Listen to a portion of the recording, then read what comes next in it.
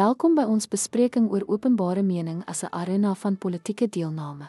Kom ons ondersoek hoe openbare mening politieke landskappe vorm. Burgers spreek hul menings uit deur middel van openbare meningsopnames en meningspeilings. Sosiale mediaplatforms soos Twitter, Facebook en Instagram bied ook ruimtes vir politieke besprekings.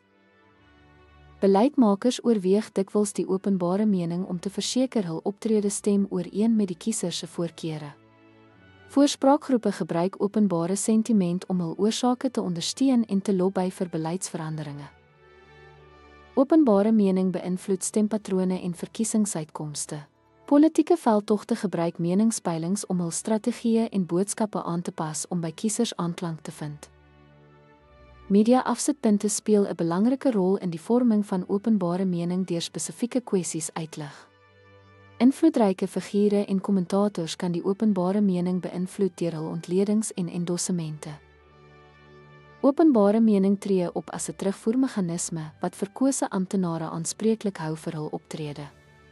Deur deel te neem aan openbare debatte kan burgers hul menings lig en tot die demokratiese proses bydra.